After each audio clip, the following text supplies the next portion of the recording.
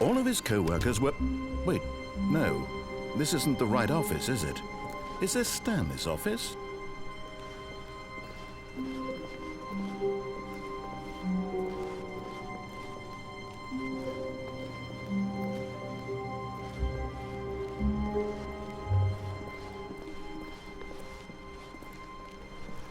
When Stanley came to a set of 2 open doors, he entered the door on his left.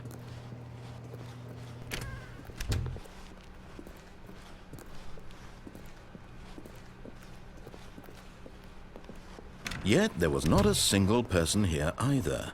Feeling a wave of disbelief, Stanley decided to go up to his boss's office, hoping he might find an answer there.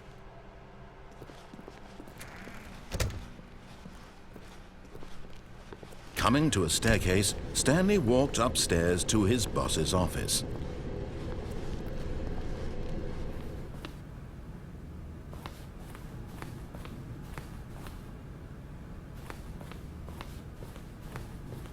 Stepping into his manager's office, Stanley was once again stunned to discover not an indication of any human life.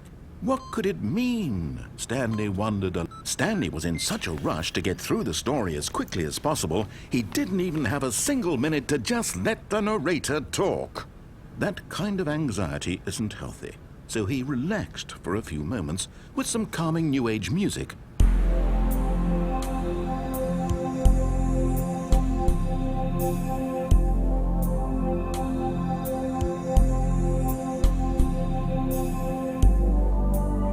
Feeling soothed and rejuvenated, Stanley calmly walked forward into the opened passageway.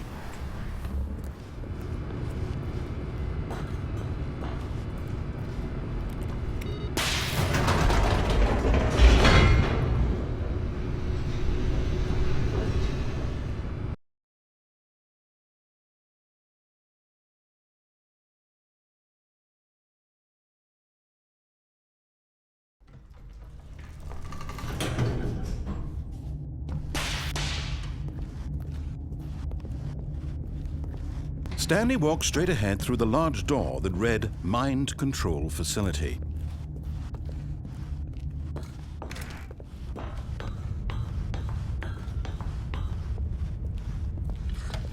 The lights rose on an enormous room packed with television screens. What horrible secret did this place hold? Stanley thought to himself. Did he have the strength to find out?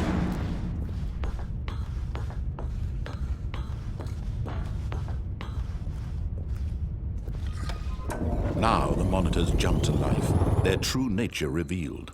Each bore the number of an employee in the building, Stanley's co-workers. The lives of so many individuals reduced to images on a screen, and Stanley, one of them, eternally monitored in this place where freedom meant nothing.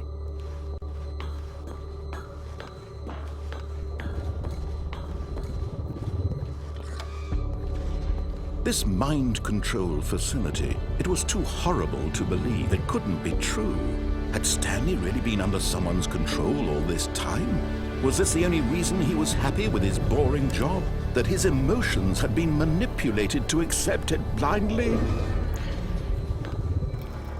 No, he refused to believe it. He couldn't accept it. His own life in someone else's control? Never! It was unthinkable. Wasn't it?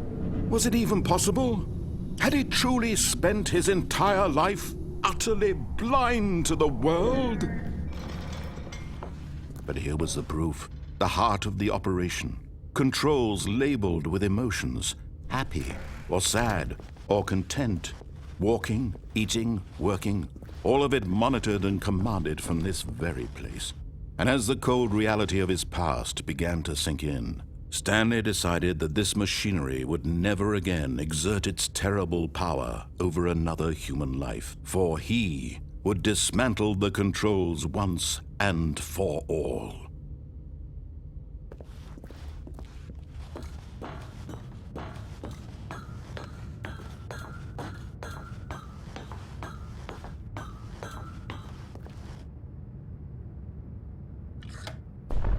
Oh, Stanley. You didn't just activate the controls, did you? After they kept you enslaved all these years, you go and you try to take control of the machine for yourself. Is that what you wanted? Control? Oh, Stanley, I applaud your effort, I really do. But you need to understand, there's only so much that machine can do. You were supposed to let it go, turn the controls off, and leave. If you want to throw my story off track, you're going to have to do much better than that. I'm afraid you don't have nearly the power you think you do. For example, and I believe you'll find this pertinent, Stanley suddenly realized he had just initiated the network's emergency detonation system. In the event that this machine is activated without proper DNA identification, nuclear detonators are set to explode, eliminating the entire complex. How long until detonation then? Let's say 2 minutes. Now this is making things a little more fun, isn't it, Stanley? It's your time to shine. You are the star. It's your story now. Shape it to your heart's desires. Oh, this is much better than what I had in mind. What a shame we have so little time left to enjoy it. Mere moments until the bomb goes off. But what precious moments each one of them is.